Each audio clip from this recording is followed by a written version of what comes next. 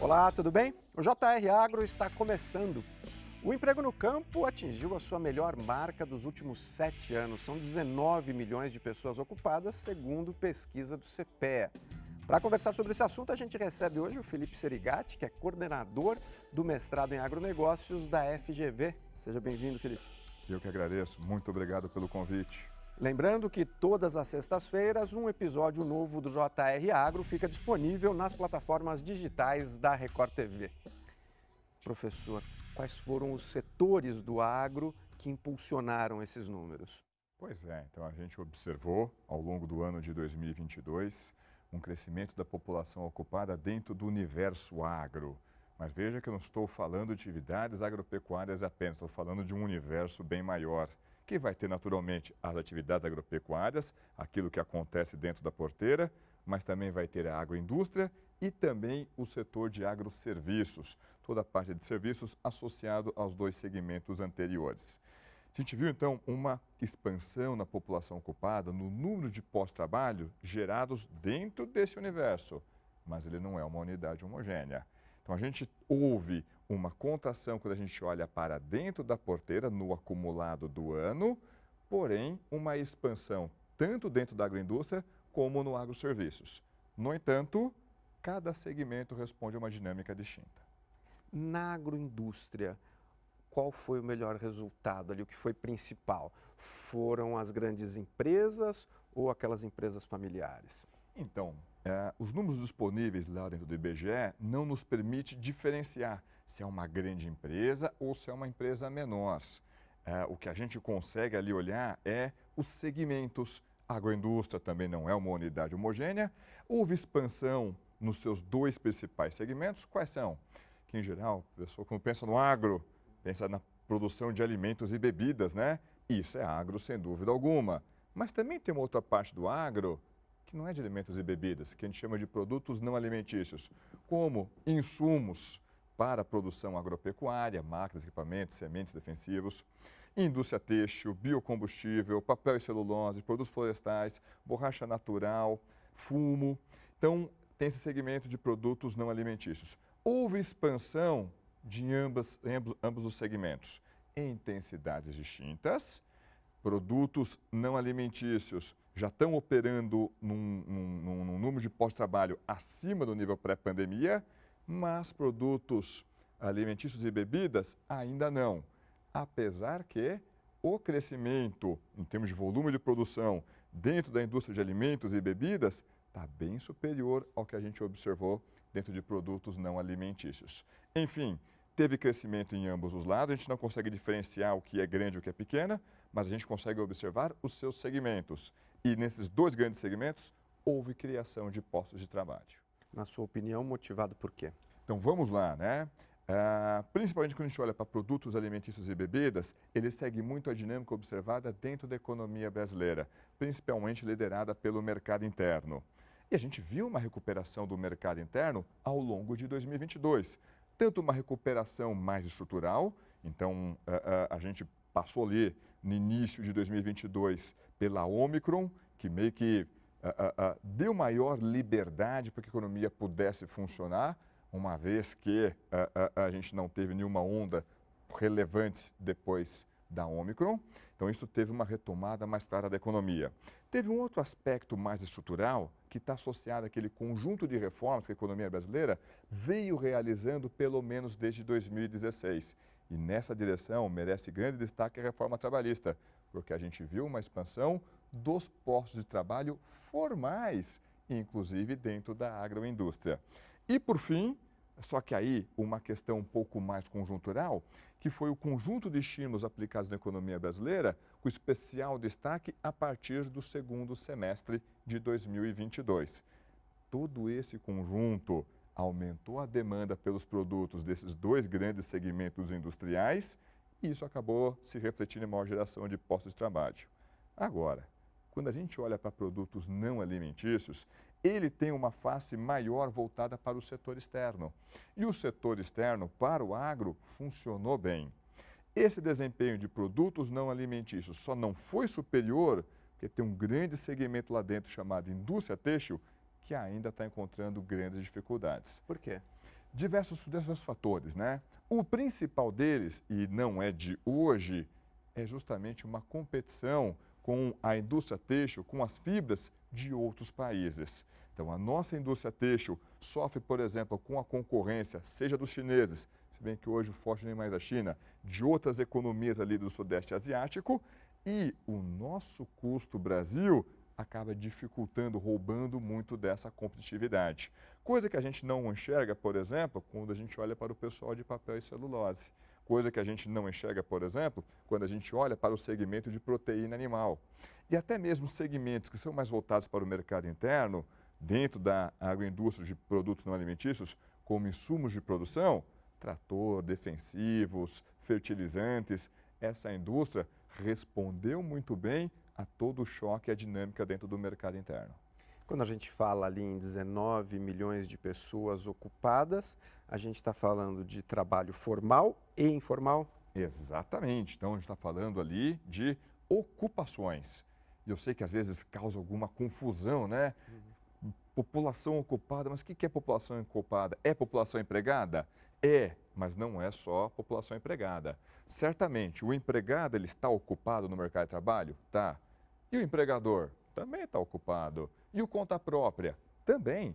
E o informal? Também. Então, o conceito de ocupação, ele acaba apresentando ou incorporando todas as possíveis posições possíveis dentro do mercado de trabalho. Ou seja, dentro desses 19 milhões, nós temos tanto população ocupada formal, como população ocupada informal. Qual é a maior fatia? Aí vai depender muito de cada segmento e ainda Mas assim, de uma forma geral. ainda assim esse número pode ter uma distorção. Por quê? O que acontece? Quando a gente olha para esses números do IBGE, é para o mercado de trabalho todo brasileiro. Só que o agro, principalmente dentro da porteira, tem as suas particularidades. Por exemplo, o produtor agropecuário, ele está ocupado? Com certeza está. Ele é considerado formal? Na sua grande maioria, não. Quem que seria o formal? Você vai ter o empregado com carteira assinada. O produtor não é empregado geralmente de ninguém. Depois, você vai ter o conta própria. O conta própria com CNPJ. E no nosso universo agro, principalmente na porteira, são os CNPJs que reinam? Não são. É um grande universo de CPFs, de pessoas físicas. E aí, isso é contabilizado dentro do IBGE, na pesquisa de mercado de trabalho, como conta própria sem CNPJ. Então, aí dá aquela sensação que a informalidade é grande. Por esses critérios, de fato, a informalidade é grande.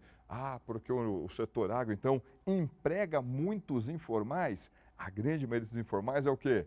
Justamente os próprios produtores agropecuários. O desempenho do agroserviço. O agroserviços ele vai seguir muito a dinâmica do setor de serviços da economia brasileira. Assim como a agroindústria segue a nossa indústria de transformação, segue a indústria como um todo? Não. A indústria de transformação. O outro lado da indústria, a indústria extrativa, petróleo, minério, tem uma dinâmica particular. Quando a gente olha agora para o setor de agroserviços, ele segue justamente a dinâmica do nosso setor de serviços. E o que aconteceu com o setor de serviços ao longo de 2022? Dessa abertura definitiva da economia brasileira nesse pós-pandemia, sem dúvida alguma, o setor de serviços foi o que mais se beneficiou.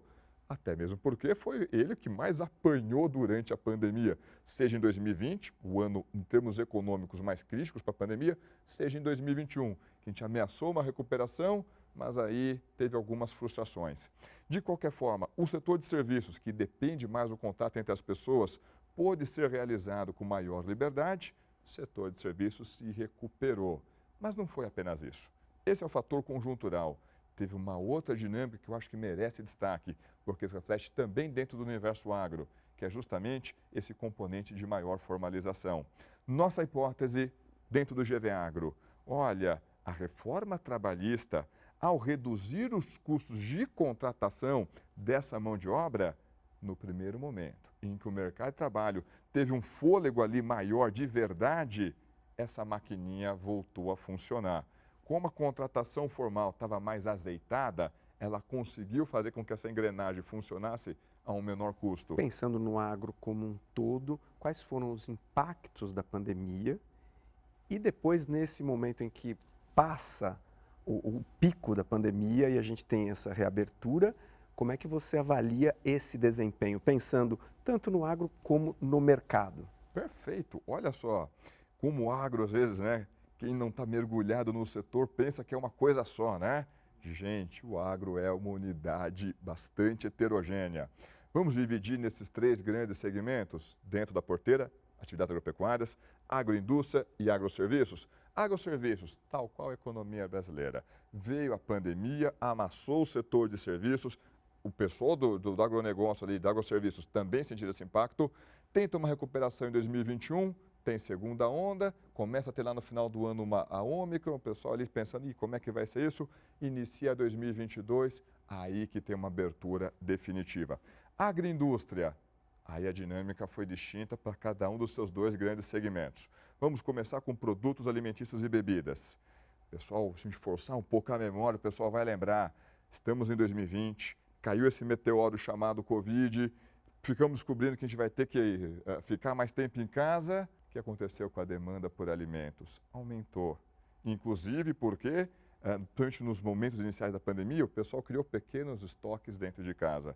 E a gente viu isso refletido dentro da agroindústria. A agroindústria de produtos alimentícios teve um forte crescimento. Depois foi voltando à normalidade ao longo do ano de 2020 e ao longo do ano de 2021 foi a trajetória como a gente viu na indústria, tentando caminhar, mas com dificuldades. 2022, primeiro semestre, um esforço de recuperação, segundo semestre, colocou a cabeça para fora d'água, começou a registrar crescimento. Estamos respirando. Estamos respirando. E de produtos não alimentícios? Essa turma sentiu fortemente os impactos lá em 2020, faz um esforço de recuperação em 2021, mas ainda insuficiente para recuperar as perdas de 2020, mas boa notícia. Até mesmo em 2022, a partir do segundo semestre, esse segmento passa a operar em campo positivo. Ou seja, quando a gente olha para a agroindústria, sentiu o impacto da pandemia, mas já está operando acima do nível pré-pandemia. E quando a gente olha para o último segmento, para atividades agropecuárias, e aí? Aí ainda é mais curioso. Pecuária, gente, a pecuária meio que olhou e falou, que pandemia? A pecuária, estamos agora em 2019, olha para a China e vê a China com problemas de peste suína africana. Teve que sacrificar uma fração do seu rebanho suíno, só que a demanda por carne está lá. O que a China faz? Mundo, eu preciso de carne. Carne de frango, carne suína, carne de boi, quem pode me atender? Quem que levantou a mão no meio de toda essa confusão e disse, opa, eu tenho carne para abastecer seu mercado, justamente o Brasil. Carne de frango, carne suína, mas merece grande destaque o efeito que aconteceu justamente sobre a carne bovina. Então, o que a gente viu? A pecuária, com pandemia, com inflação, com turbulência, não importa. Os pós-trabalho mantidos ali aquecidos, mas esse ainda nem é o efeito mais importante. O efeito mais importante é remuneração média, real, já descontada a inflação. A remuneração média dentro da pecuária praticamente não parou de crescer. Teve uma outra oscilação, mas se você suavizar essa curva, é um crescimento praticamente contínuo. Um período que a gente passou por inflação alta.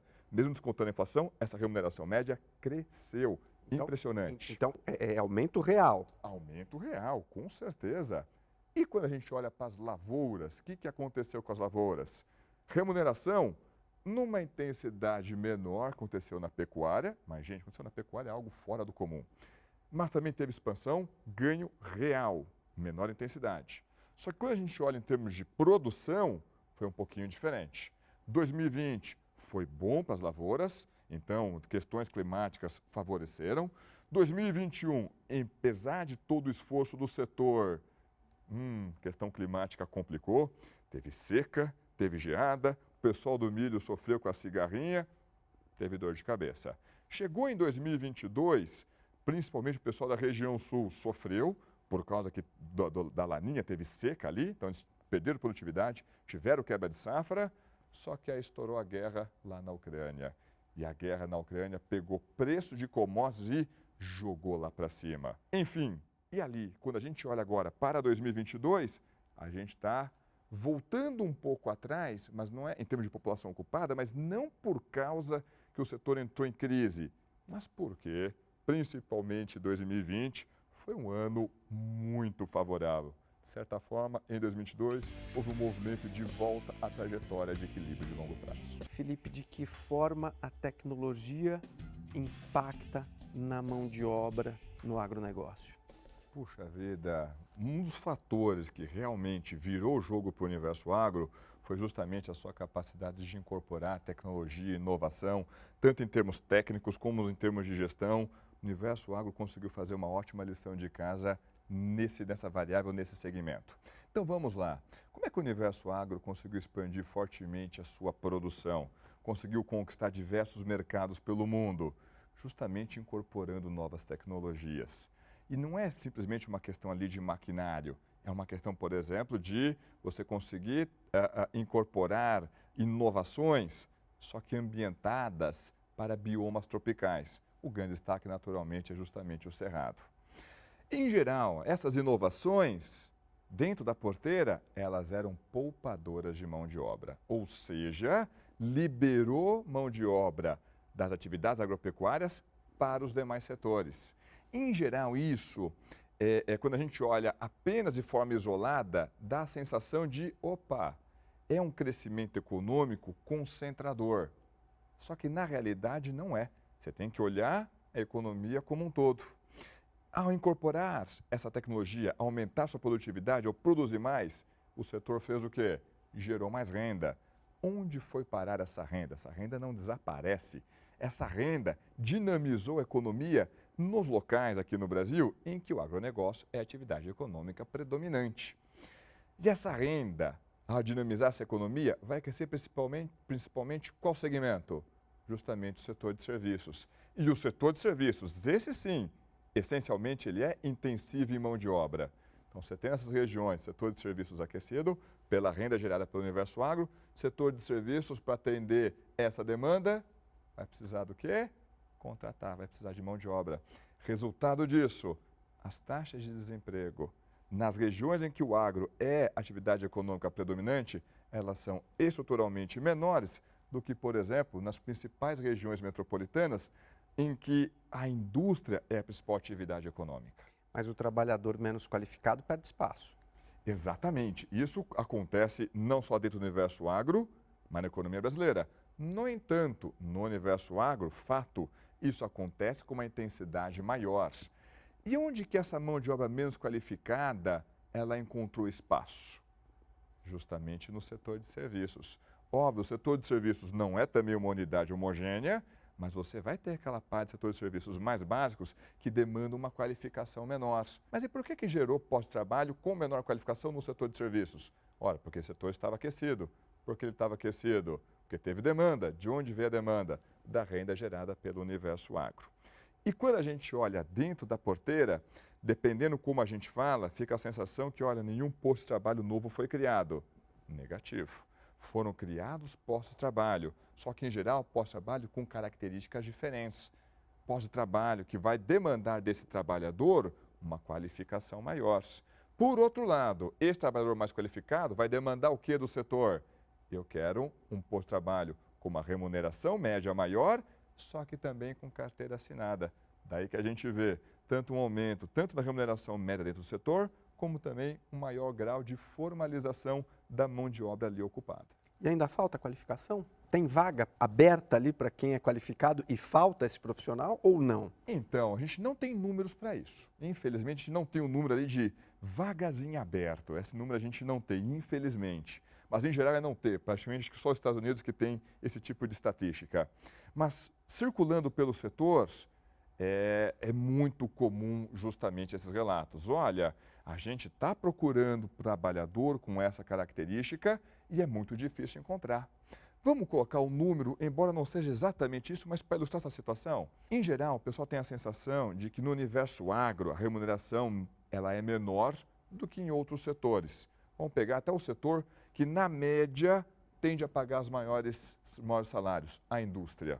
Remuneração média na indústria paulista, vamos pegar a referência terceiro trimestre de 2022, pouco mais de R$3.000. Essa remuneração média de um indivíduo ocupado na indústria paulista. Ok. Qual é a remuneração média de um indivíduo ocupado na lavoura lá no Mato Grosso? Pouco mais de R$4.200. Quanto que é a remuneração média de um indivíduo ocupado na pecuária no Rio Grande do Sul? Pouco mais de R$ 3.600. Então veja, não é uma unidade homogênea e nas regiões em que o agro conseguiu incorporar a tecnologia, conseguiu dinamizar a região, o que aconteceu com a remuneração média? Cresceu mais que nas regiões metropolitanas já consolidadas. Em algumas situações, superou a remuneração média da indústria paulista. Então, essa ideia de que o agro paga pouco, depende. Na média ainda é menor, mas dentro de uma média tem muita coisa lá dentro. Tem que desagregar. Para finalizar, qual é a expectativa para 2023? Pois é, tem muita coisa em cima da mesa, tem muita água para passar por baixo da ponte. Vamos dividir essa reflexão aqui em algumas partes. Em termos de produção, as perspectivas são boas, mas vai depender também do bom humor do clima. Gente, não tem nada garantido, embora os mapas climáticos sugiram, olha, a gente vai ter uma laninha menos intensa esse ano. Também pudera, já tivemos 2 anos consecutivos de laninha mais dura, né? Ok, mas ainda tem laninha, pede um pouco de produtividade. Mas não é só grão, né? Quando a gente olha para a pecuária, pecuária bovina, nós temos uma situação complicada, ou diferente pelo menos, que a gente está operando no momento de reversão do ciclo pecuário. Ou seja, o pessoal parou de reter fêmeas, já estão aumentando o número de fêmeas encaminhadas para abate, a quantidade ofertada de carne vai aumentar. Isso tende a fazer com que o preço da arroba bovina opere em patamares inferiores. Suínos. Bom, a gente está olhando lá para a China, um importante demandante de carne suína, eles estão recompondo o seu rebanho suíno. Então, talvez para o suíno aqui no Brasil, a situação não seja tão confortável, embora eles possam ter um alívio do lado de custo de produção, porque 2022, preço de grãos foi lá para a casa do chapéu devido ao conflito no leste europeu. Quando a gente olha agora para a cana-de-açúcar, vamos esperar que o açúcar talvez consiga manter o bom fundamento que ele apresentou, seja em 21, seja em 22, mas talvez o pessoal do setor sucroalcooleiro tenha uma válvula de escape, porque ao longo do segundo semestre de 2022, eles perderam competitividade no etanol. Ao reduzir tributação nos combustíveis fósseis, especial destaque para a gasolina ficou mais barato, etanol ficou menos competitivo. Se reverter, mesmo que parcialmente, essa tributação sobre a gasolina, o etanol pode voltar a ganhar um pouco mais de competitividade. De qualquer forma, gente, o universo agro não é uma unidade homogênea. 2023, no agregado, está com cara de um ano positivo? Está com cara de um ano positivo. Até mesmo ali com flutuações, a Conab tem projetado uma safra de mais de 300 milhões de toneladas, sendo que o nosso recorde é 271 milhões de toneladas. Caramba, estamos falando de 30 milhões de toneladas a mais de grãos. Não é pouca coisa, mas uma coisa é produzir bastante, outra coisa é ter ali, vamos dizer assim, um lucro, uma renda razoável. Isso vai depender tanto de custo de produção, como é que vão estar os fertilizantes, como é que vai estar o dólar, e dólar, gente, ninguém sabe para onde vai, e como é que vai estar as cotações dessas commodities no mercado internacional. Enfim, tem muita água para passar por baixo dessa ponte. Maravilha, Felipe, eu queria agradecer a sua participação, é sempre um prazer ter você aqui. Eu que agradeço o convite, grande abraço a todos. O JR Agro está chegando ao fim, mas vale lembrar que todas as sextas-feiras um novo episódio fica disponível nas plataformas digitais da Record TV. Até a próxima!